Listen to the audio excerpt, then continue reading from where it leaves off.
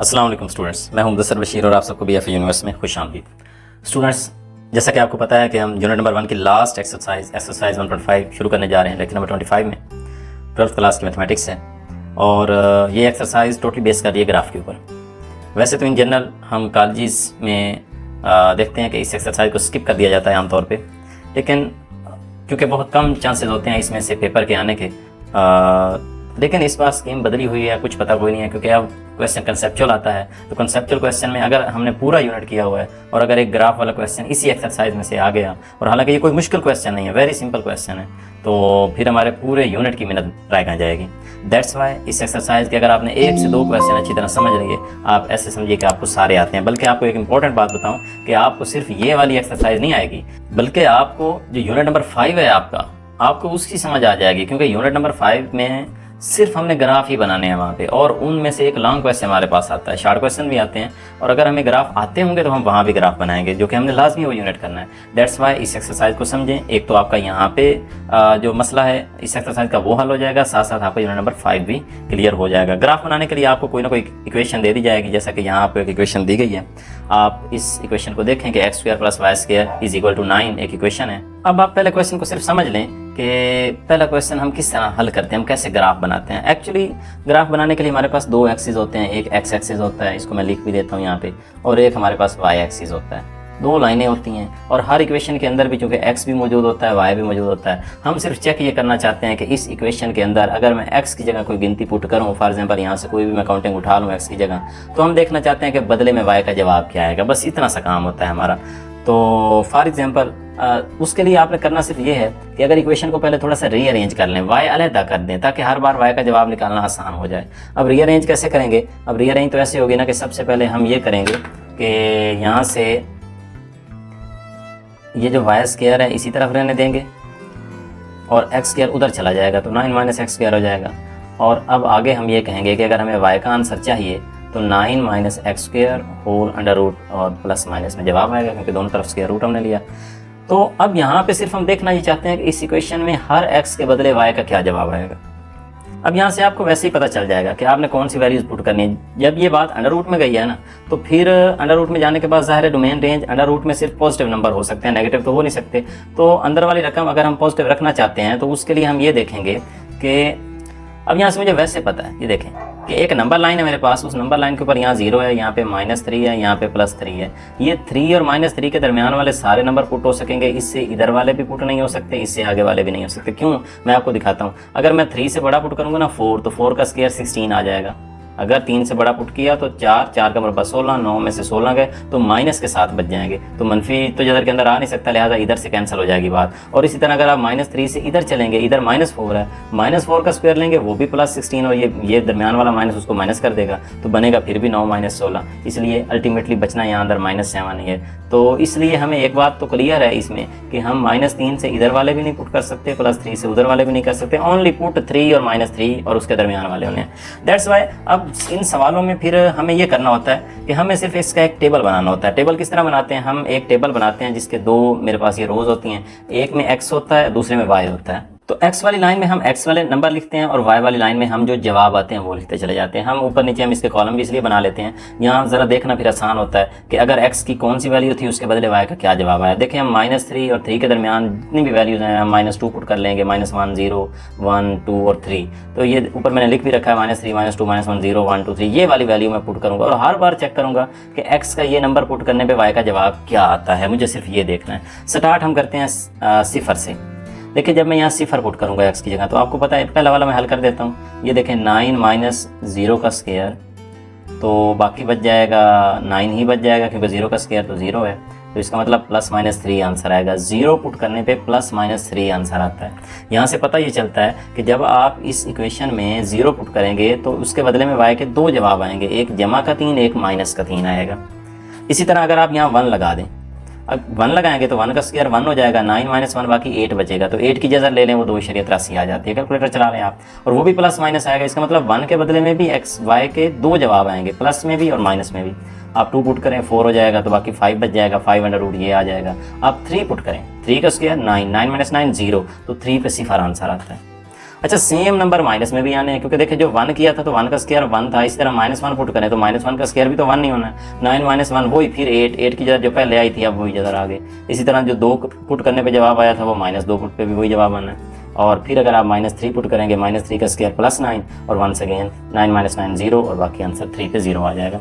यानी हर बार आपके पास जब भी ग्राफ के क्वेश्चन आएंगे आपने हमेशा ये करना है कि x की ज़्यादा से ज़्यादा आप 3-4 वैल्यू भी निकाल लें तो आपका ग्राफ बन जाता है, कोई मसला कोई नहीं होता। लेकिन यहाँ पे ये स्पेशल था, इसमें तो चूंकि डोमेन छोटी हो गई थी, सिर्फ -3 और 3 के दरमियान ही पुट हो सकते थे, इसलिए मैंने ये फिर सारे ही पुट कर लें। कम से कम हमने ये 6-7 नंबर मैंने बना लिए हैं ताकि मुझे एग्जैक्ट इसका आइडिया हो जाए कि ये इसका ग्राफ कैसा बनता है। अब हर ग्राफ में जब आप इस तरह पॉइंट बना लो कि हर x के बदले y निकल आया, x पुट किया y का जवाब आया, यहाँ लिखा x पुट किया y का जवाब आया, x पुट किया y का जवाब आया, हर x के बदले जब आपका y का जवाब आ जाए तो आपने अब ग्राफ की जानिब बढ़ना है। तो मेरा मेन अब क्वेश्चन ये है कि अगर आप टेबल बना लेते हैं तो ग्राफ कैसे बनाना है। ये पहले वाला तो मैं तफसीलन बयान कर रहा हूँ, आगे फिर तेज़ चलेंगे। अब देखें ग्राफ बनाने के लिए ग्राफ की कुछ कंडीशंस हैं, कुछ शराइत होती हैं। इसकी शराइत इस तरह से हैं कि आपने एक लाइन लगाना होती है जिसको एक्स एक्सिस कहते हैं, एक लाइन लगाना होती है जिसको आप वाई एक्सिस कहते हैं, उसके बाद आपने इसके ऊपर निशान लगाने होते हैं। निशान लगाना ही सबसे अहम मरहला होता है, क्योंकि निशान लगाते वक्त इस बात का ख़ास ख्याल रखा जाता है कि आपने जितना बड़ा पहला निशान इधर लगाया है ना, फिर हर निशान इतना ही बड़ा हो, इतना ही साइज़ हो। देखिए मैंने इसको 1 सेंटीमीटर के गैप पे लगा रखा है हर स्क्वायर। ये अगर मैं यहाँ पे रख लूँ तो आप देखें तो मैंने जो ये निशान लगा रखा है मैंने बिल्कुल एग्जैक्टली 1 सेंटीमीटर के गैप पे लगा रखा है स्केल की मदद से। देखें यहाँ 7 था ना, तो यहाँ 6 तक एक पूरा हुआ, फिर यहाँ 5 तक एक पूरा हुआ, 4 तक, 3 तक, आगे 2 तक, इस तरफ भी देखें फिर बिल्कुल ये देखें 8 तक, 9 तक, 10, 11, यानी वो बिल्कुल 1 सेंटीमीटर 7 से 8 तक, 8 से 9 ये मैंने गैप लगाया। और फिर इधर भी मैंने उसी तरह लगाया। और आप ये देख लें, बस मैं एक का दिखा रहा हूँ आपको, फिर आपको पता चल जाएगा आगे कि ये एग्जैक्टली निशान जो मैंने लगाए ये 7, तो ये 7 पे है तो देखें 6 पे निशान है, 5 पे है, 4 पे है, 3 पे, नीचे भी देख लें 8, 9, 1 सेंटीमीटर के गैप पे। तो जब भी आपने ग्राफ बनाना है एक तो आपने स्केल की मदद से ये निशान लगाने हैं।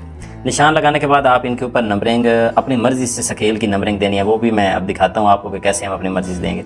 उसके बाद आपने एक और काम कर लेना है, लेड पेंसिल आपने उठानी है, तो उसकी मदद से इन पॉइंट्स के ऊपर आपने ये निशान लाइनें लगा देनी है ताकि आपको ना बाद में इस तरह जैसे ये मैंने लगा रखी हैं आपको बाद में परेशानी ना हो। इधर भी ये एंड तक, और इस तरफ वाली लाइनें भी इस तरह आपने लगा लेनी है स्केल की मदद से। फिर आपको वो पॉइंट ढूंढने में मुश्किल नहीं आएगी और आपका ग्राफ बिल्कुल सही बनेगा। ये मेरी तो लाइनें मैंने कच्ची पेंसिल से पहले लगा दी हैं ताकि मुझे पॉइंट ढूंढने में फिर मुश्किलात का सामना ना करना पड़े। तो ये काम आपने कर लेना है।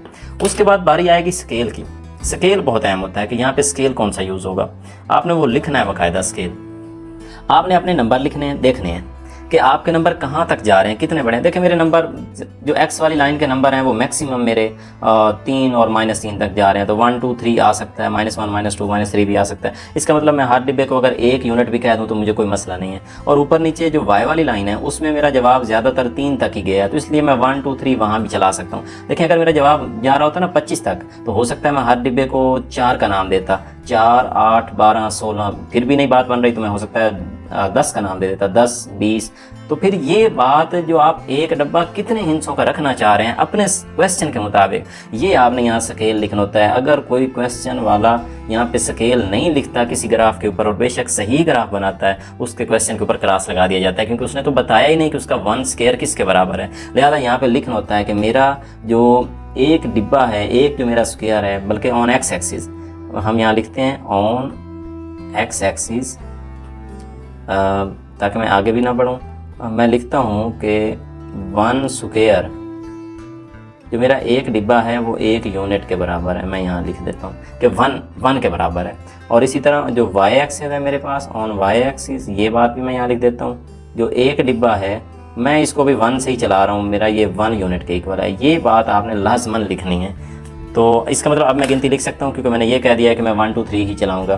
तो ये मेरा 1 है, ये 2, 3, 4, इस तरफ -1, -2, -3, -4, ऊपर 1, 2, 3, 4, नीचे भी -1, -2, -3, -4 एंड सो ऑन, जितनी भी ज़रूरत होगी। खैर मैं यहाँ तक चलाया मैंने इसको क्योंकि मेरे नंबर 3 तक एक्स वाले भी हैं और वाई वाले भी 3 तक ही हैं, ±3 तक। अब हमने देखना है कि पॉइंट हमने ड्रा कैसे करने हैं। अगर आप इस तरह इस ग्राफ को बना चुके होंगे तो फिर आपके लिए पॉइंट ड्रा करना मुश्किल नहीं है, क्योंकि अब मैं पहले वाला पॉइंट लगाने जा रहा हूं और आप देखें कि फर्स्ट पॉइंट कैसे लगने जा रहा है। ये आपके पॉइंट थे कि जब आपने x-3 पुट किया था तो y का जवाब 0 आया था। देखें x-3 किधर है, x वाली लाइन के ऊपर आप -3 को ढूंढें, ये आपको मिल गया। y का जवाब 0 है, y का जवाब 0। अब 0 होने का मतलब क्या है? एक्चुअली मतलब ये होता है कि पहले आपने x का नंबर देखना होता है, जैसा कि ये -2 है, मैंने देख लिया -2। उसके बाद इस -2 पे खड़े होके हमने ऊपर या नीचे जाना होता है, और ऊपर नीचे जाना एक्चुअली y होता है। तो वहाँ हमें बताया जा रहा है कि आप ±2.24 ऊपर जा सकते हैं, ऊपर 2.24 यानी ऊपर जा सकते हैं। साथ ये भी बताया गया कि माइनस में भी जा सकते हैं। तो ये एक्चुअली हमने ऊपर नीचे जाना होता है। तो इस पहले वाले पॉइंट में जब मैं x में -3 पे आ गया तो मुझे y का बताया गया कि 0 है, यानी मुझे y का ये बताया जा रहा है कि आपने ऊपर नीचे होना ही नहीं, आपने यहीं खड़े रहना है, क्योंकि ऊपर होंगे तो वो 1 हो जाएगा y का, नीचे होंगे तो -1 हो जाएगा। वो हमें कहा जा रहा है कि आपने यहीं रुकना है -3x का, लेकिन y का पॉइंट 0 यानी -3 से अब ऊपर नीचे आपने नहीं जाना। लिहाजा मैं यहीं पे निशान लगा दूंगा कि ये मेरा पहला पॉइंट है जो कि -30 है। अब एक तो तरीका ये है कि साथ साथ आप पॉइंट्स लिखते हैं जाएं, ताकि आप बता भी सकें, ना भी लिखें तो अगले को पता चल जाएगा कि हाँ ये पॉइंट था। ओके, उसके बाद आगे देखते हैं दूसरा पॉइंट -2। जब मैंने x का -2 देखा तो अब मुझे y का जवाब जो आ रहा है वो +-2.24 आ रहा है। तो x का -2, लेकिन यहाँ पे देखना है y का +-2.24। इसका मतलब अब मैं -2 पे आ गया हूँ, ऊपर जाना है मुझे, प्लस पे भी जाना है, बाद में नीचे भी जाना है। अच्छा, मैं पहले ऊपर जा रहा हूँ, -2 से y पे प्लस का 2.24 ऊपर पहुँचा, ये है मेरे पास 2।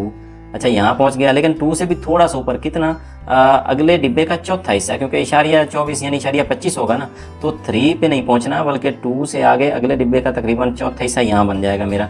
लिहाजा देख लें, मैं x पे -2 पे पहुँचा और फिर वहाँ से मुझे ऊपर y की जानिब जाना था +2.24 पे, तो मैं यहाँ पे आके रुक गया। ये मेरे पास पॉइंट है -2, अगर इधर साइड पे मैं लिख भी दूँ ताकि ये फिर ये प्लस का 2.24 पता चल जाएगा कि अच्छा ये -2 और +2.24 है। अच्छा, इसी के साथ मनफी का भी 2.24 है। इसका मतलब यहाँ से x पे खड़े होकर मुझे नीचे भी आना है, और कहाँ तक आना है, -2.24 तक। तो पहले मैं -2 पे पहुँचूंगा और अगला जो डिब्बा होगा उसका मुझे चौथा हिस्सा चाहिए, तो तकरीबन यहाँ पे आ जाएगा। तो इसका मतलब ये मेरा पॉइंट इधर भी मुझे मिल गया, जो -2 और -2.24 हो गया। इसका मतलब ये पॉइंट मैंने ड्रा कर लिया। मैं -2 पे पहले खड़ा हुआ हूँ और मैं ऊपर भी गया हूँ y में, और मैं y में नीचे भी आया हूँ। इसी तरह 1 पे आ जाएं। जब मैं -1 पे आया तो -1 पे मुझे जवाब मिला हुआ है 2.83। इसका मतलब -1 पे खड़े होकर मैं ऊपर जाऊँगा 2, और 2 से बढ़ते बढ़ते मुझे 3 के करीब पहुँचना है, तकरीबन यहाँ पहुँचूंगा 83, तकरीबन यहाँ पे है। और फिर मुझे नीचे भी आना है, क्योंकि माइनस का भी 2.83 मेरा जवाब है। -1 पे खड़े होकर मैं नीचे भी आ रहा हूँ, 2 पे पहुंचा और 2 से थोड़ा सा और आगे, लेकिन 3 को टच नहीं करना, 3 से थोड़ा सा मुझे पीछे रहना है। तो तकरीबन मैं यहाँ पहुँच आया हूँ। अब आगे चलते हैं। जब x का 0 है, x वाली लाइन के 0 पे खड़ा हुआ तो मुझे नज़र आया कि y में +3 है। इसका मतलब यहाँ से मैं ऊपर पहुँचा, यहाँ +3 है मेरे पास, और फिर मुझे कहा गया कि 0 पे आपने -3 पे भी जाना है। तो ये है मेरे पास -3 भी, मुझे दोनों पॉइंट मिल गए। और यहाँ से आगे चलता हूँ। अच्छा, सेम इसी तरह जैसे आप अब देखें आगे क्या है 1 का, तो 1 पे वही 2.83 है। जैसे इधर -1 पे 2.83 लगाया, 1 पे भी आपने 2.83 उसी तरह लगाना है। यहाँ पे पहले आप x 1 पे गए और ऊपर चले गए, अब 1 पे आए और माइनस का भी 2.83, इसका मतलब आप नीचे भी चले आए, आप यहाँ पे आ गए। अब आगे देखें 2 पे पहुँचे, 2 पे 2.27, जैसे हमारे पास इधर आया हुआ था 2.24 या 2.27 ऑलमोस्ट सेम ही है। तो हम 2 पे प्लस का 2.27 ऊपर जा रहे हैं 2, और 2.2 है थोड़ा सा ऊपर, जैसे मैंने पहले निशान लगाया चौथा हिस्सा, और नीचे भी मैं उसी तरह आ रहा हूँ 2 पे, ये -2.27 तकरीबन यहाँ पे, यानी मैं 2 से थोड़ा सा आगे बढ़ता हूँ। 3 बहुत दूर है, चौथा हिस्सा उसका तकरीबन।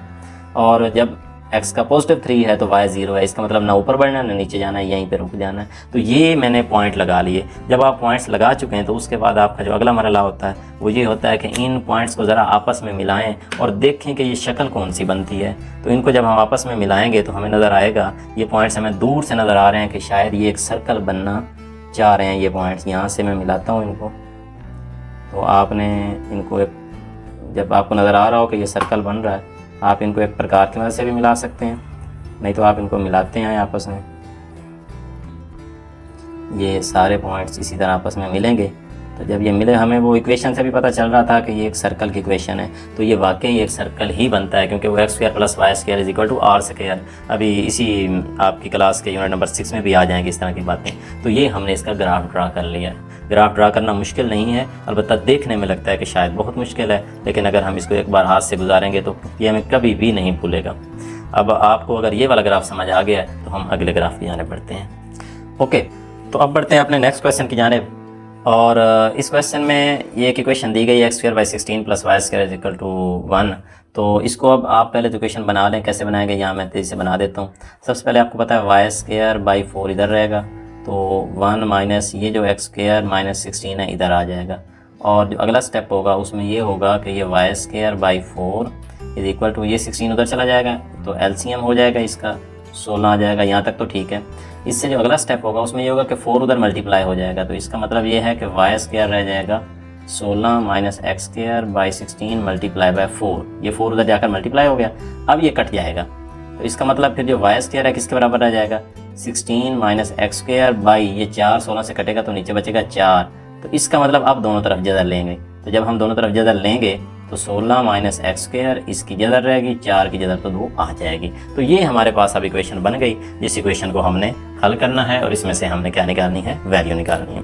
अब ज़रा देखें, अब टेबल मैंने बना रखा है, आप बस देख लें कि एक तो इसमें यह है कि इसमें 16 आ गया है, उसमें क्या आया था, उसमें 9 आया था। तो 16 और 9 में ये गैप है कि उसमें 9 था तो इसलिए यहाँ 3 तक आ सकते थे, इसमें 16 है तो यहाँ 4 तक आ सकते हैं। क्योंकि हम 4 से बड़ी वैल्यू पुट करूँगा अगर 5 तो 25 हो जाएगा, तो फिर माइनस में आ गया, और -4 से बड़ी -5 पुट करूँगा तो फिर भी 25, फिर भी माइनस में जवाब आ जाएगा। लिहाजा यहाँ से एक बात तो तय हो चुकी कि आप 4 और -4 के दरमियान वाली वैल्यूज़ ही पुट कर सकते हैं, इससे बड़ी वैल्यूज़ पुट आप नहीं कर सकते, ये आपके डोमेन में नहीं आएगा।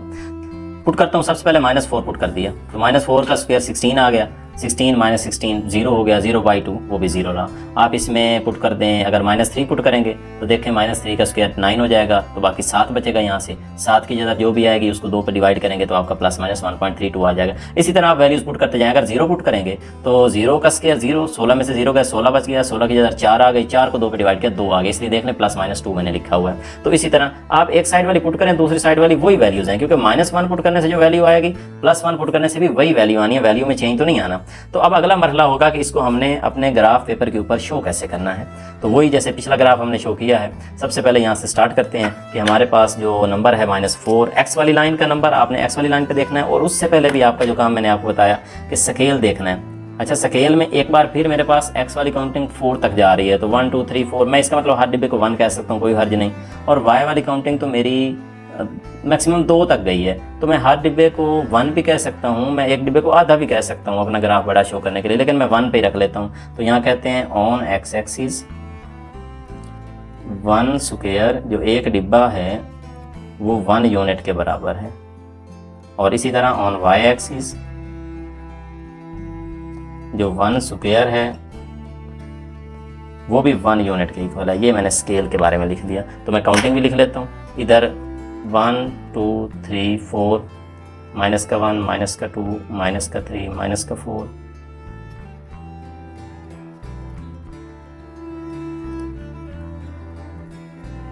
ये मैंने वाई एक्सिस की वैल्यूज भी लिख ली। अब हम पॉइंट ड्रा करते हैं। सबसे पहला पॉइंट x पे -4 है तो y का जवाब 0 आया था, -4 यहाँ पे है तो y 0 है, यानी ऊपर नीचे नहीं जाना, यही हमारा पॉइंट है। -3 पे 1.3 आया, जब मैं x में -3 पे था तो y का जवाब 1.3, इसका मतलब 1 पे पहुंचा, और 1.3 इसका मतलब जो अगला डिब्बा है उसका तीसरा हिस्सा है, तो उसका तीसरा हिस्सा तकरीबन यहाँ पे बनता है। ये मैं यहाँ पे पॉइंट लगा देता हूँ। जब मैं -2 पे पहुंचा तो 1.7 आंसर आया, इसका मतलब -2 पे, अच्छा एक और बात है, -3 पे प्लस का 1.3 भी है और माइनस का 1.3 भी है, तो -3 पे नीचे भी लगाओ, ये -1 और -1 से थोड़ा सा आगे ये पॉइंट भी मैंने लगा लिया नीचे भी, क्योंकि इधर तक -1 है ना, -3 से यहाँ तक मेरा आ गया पॉइंट। तो तीसरा हिस्सा मैंने लगाना था, 1.3 है, मतलब जो अगला डिब्बा है उसका तीसरा हिस्सा, वहाँ से मैंने काउंट कर लिया। अब -2 पे आता हूँ, 1.7 है, तो ऊपर वाला -2 पे x पे आ गया, और प्लस का -1 प्लस का 1 और 1.7, इसका मतलब जो 3 हिस्से करूँ तो 2 हिस्से मुझे मिलने वाले हैं तकरीबन यहाँ तक। ये मेरा 1.7, नीचे भी इसी तरह -1.7 भी मैंने करना है, -2 पे नीचे आया और तकरीबन यहाँ पे 1.7 हो गया। और -1 पे जब मैं x में -1 पे खड़ा हूँगा तो 1.9 आंसर है, -1 पे खड़ा हूँ तो 1.9, 2 के बिल्कुल करीब आंसर मुझे मिल रहा है, और माइनस में भी इसी तरह, तो नीचे भी 2 के बिल्कुल करीब मुझे मिल रहा है। इसी -1 पे खड़े होकर ऊपर नीचे मैं निशान लगा रहा हूँ। अब x में 0 पे आ गया, ये x वाली लाइन है ना, सेंटर 0 है, 0 से ऊपर कितना जाना है, +2 पे जाना है, एग्जैक्ट +2 पे निशान, और नीचे -2 पे आना है, तो एग्जैक्ट -2 पे निशान आ गया।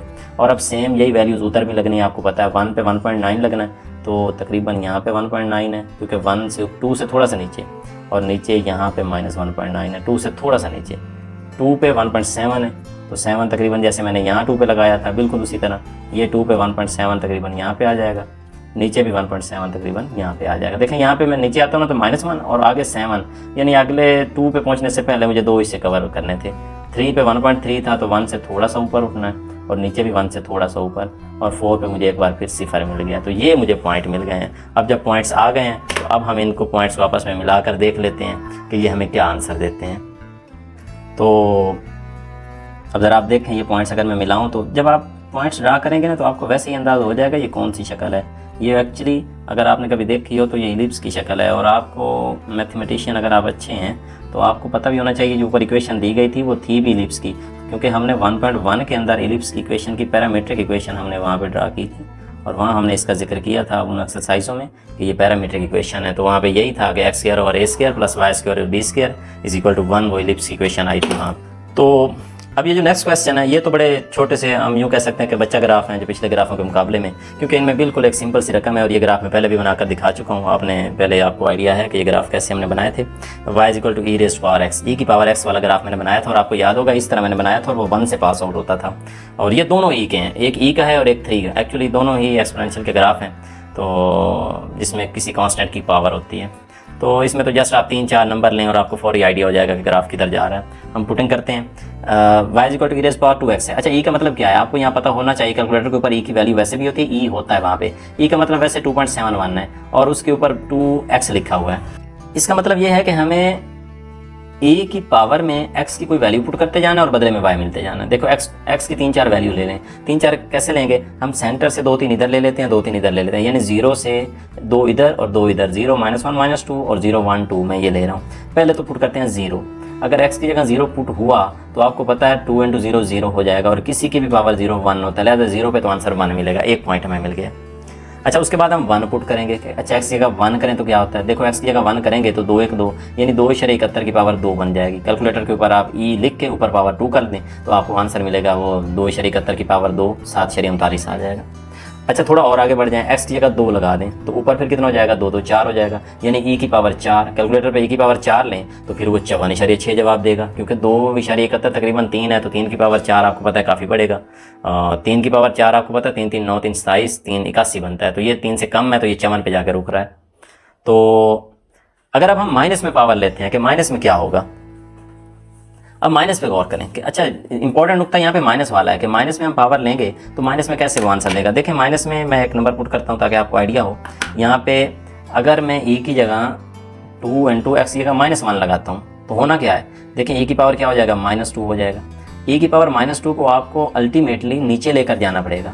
तो अब आप कैलकुलेटर के ऊपर 2.71 की पावर 2 तो लेंगे, लेकिन वो जवाब जो पहले आया है e की पावर 2 का, ये देखें यहाँ पे 2 × 1 1 जब पुट किया तो e की पावर वो 7.39 था, तो 1/7.39 हो जाएगा। तो फिर इसको जब आप 1 पे डिवाइड करेंगे तो आंसर बहुत छोटा आ जाएगा, 0.14। और इसी तरह अगर आपने x की जगह -2 पुट कर दिया तो कितना हो जाएगा, e की पावर -4 हो जाएगी, -4 उसको नीचे ले जाएंगे, e की पावर 4 हो जाएगी, वो जैसे अभी यहाँ बना था, तो फिर इसका मतलब अब की बार 1/54.6 हो जाएगा, जवाब और छोटा हो जाएगा। -2 पुट करने पे 0.02 हो जाएगा। आप -3 पुट करेंगे जवाब और छोटा हो जाएगा। जितना आप माइनस का नंबर पुट करते जाएंगे जवाब बिल्कुल 0 के करीब तर होता चला जाएगा। इसका मतलब मुझे अब आगे आइडिया हो गया कि अगले जवाब छोटे ही आने हैं, तो अगले पॉइंट्स का मुझे कोई प्रॉब्लम नहीं है। और इधर भी मुझे पता चल गया कि जितना मैं अब आगे नंबर बढ़ाता चला जाऊँगा जवाब बड़ा होता चला जाएगा। अगर x की जगह 3 लगाऊंगा तो 2 3 6 2.71 की पावर 6 आएगी, तो काफ़ी बड़ा जवाब आना। खैर, मैं ये 3-4 पॉइंट ही ट्रा करके अपना आंसर ले लेता हूँ। अब एक यहाँ पे बात याद रखने वाली है, स्केल का फैसला करते हैं। x का तो जो स्केल है वो तो मेरे नंबर छोटे हैं, 0 1 2 3 है, मैं यहाँ दर्ज कर सकता हूँ, इसलिए x के स्केल का तो प्रॉब्लम है कोई ना। मैं यहाँ लिखता हूँ ऑन x एक्सिस 1 स्क्वायर, जो मेरा एक डिब्बा है वो एक्चुअली 1 यूनिट के बराबर है। x एक्सिस में तो कोई प्रॉब्लम नहीं है, जबकि जो y एक्सिस है, अब y एक्सिस का फैसला करना है अलबत्ता कि y एक्सिस पे क्या होगा। देखें, y का जवाब 7 के बाद 54 1 2 3 4 5 6 7 अब 54 पे तो मैं नहीं पहुंच सकता, 54 के लिए पहुंचते हुए तो बड़ा टाइम लगना है। अगर मैं यहाँ रख लूँ ना, एक डिब्बा 7 का रख लूँ, 7, तो फिर ग्राफ बड़ा छोटा बन जाना है, मेरे पॉइंट्स को उस तरह शो नहीं होने। तो मैं अभी इसको 1 ही रख लेता हूँ और 54 में अंदाजे से ऊपर लगा दूंगा। तो बस फिर आपने ऐसे ही करना है 1, क्योंकि अगर तो करीब करीब होते ना, अब 54 से अगला पॉइंट तो बहुत दूर हो जाना, वो तो 100 से भी बढ़ जाना है। तो इसको भी हम 1 यूनिट ही कह रहे हैं फिलहाल। तो इसलिए जो हमारी काउंटिंग आएगी इस तरह आएगी 1 2 3 4 -1 -2 -3 -4, ऊपर भी 1 2 3 4 5 6 7 8 9 एंड सो ऑन। तो अब अगर ड्रा करें पॉइंट 0 पे क्या मिला, जब हम x में 0 पे थे, देखें जब हम x में 0 पे थे तो y का जवाब 1 मिला, इसका मतलब यहाँ मिला, और ओनली प्लस का 1 है, माइनस का 1 भी नहीं है।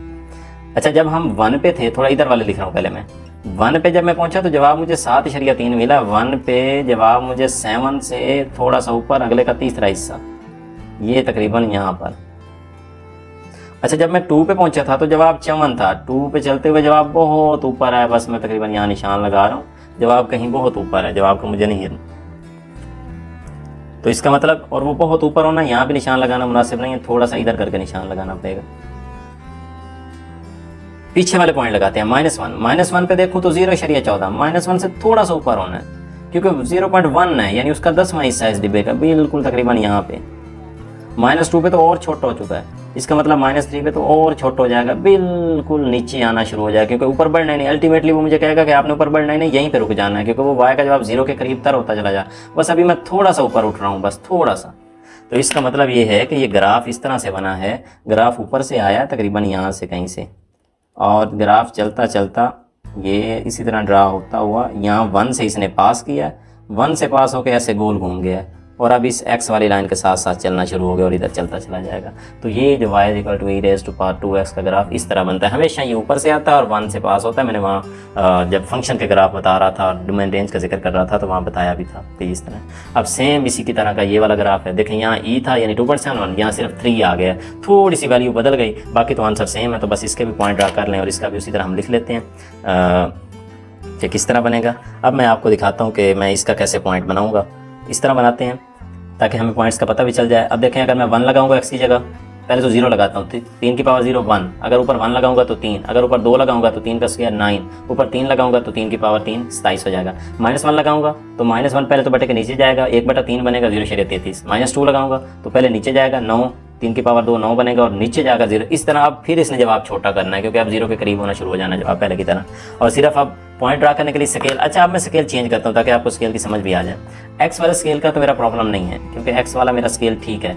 ऑन एक्स एक्सिस जो 1 स्क्वायर है, एक स्क्वायर को अगर मैं 1 यूनिट कह दूँ तो कोई मसला नहीं है, क्योंकि मेरे नंबर 0 1 2 3 है, मैं आराम से लगा।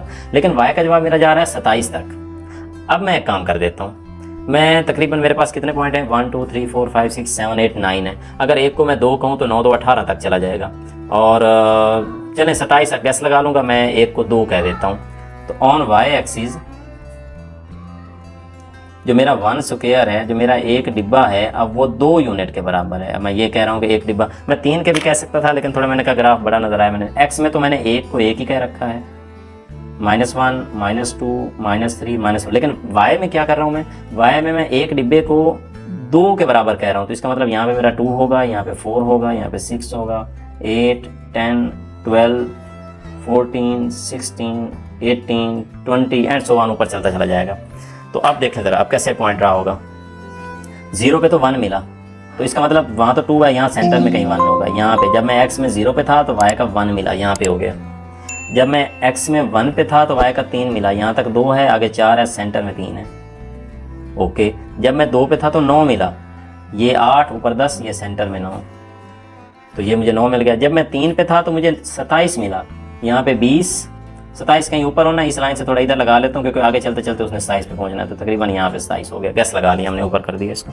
वापस आते हैं, -1 पे 0.3, देखें 1 का तीसरा हिस्सा, 1 तो यहाँ तक है, इसका भी तीसरा हिस्सा तकरीबन यहाँ पे, और जब -2 पे आऊँगा तो और छोटा हो जाएगा, बिल्कुल करीब हो जाएगा और करीब हो जाएगा। तो अब इस ग्राफ को अगर आप ड्रा करें तो पहले की तरह ये ग्राफ भी बड़ी आसानी से ड्रा हो सकता है। इसी तरह ऊपर से आएगा ये ग्राफ और इस तरह चलता हुआ, और ये 1 से क्रॉस करेगा, 1 को क्रॉस करता हुआ इधर चला जाएगा। तो एक्सपोनेंशियल वाले ग्राफ हमेशा ऊपर से आते हैं और इधर ये नीचे नहीं जाते कभी भी, इसलिए हमने कह रखा था कि इनकी जो रेंज होती है वो हमेशा ऊपर वाला 0 से पॉजिटिव इन्फिनिटी होती है, नेगेटिव इन्फिनिटी नहीं हुआ करती थी। बड़े आसान ग्राफ थे, अब आपको समझ आ चुकी है, अब आपके लिए कोई ग्राफ बनाना मुश्किल नहीं है। ये इस लेक्चर के अंदर मैंने पहले क्वेश्चन के चारों पार्ट हल किए हैं ताकि आपको, और थोड़े मैंने आराम से किए हैं ताकि आपको सही तरह समझ आए। तो इंशाल्लाह जो क्वेश्चन नंबर 2 है वो हम लेक्चर नंबर 2 में करते हैं। तब तक के लिए अल्लाह हाफिज़, थैंक यू।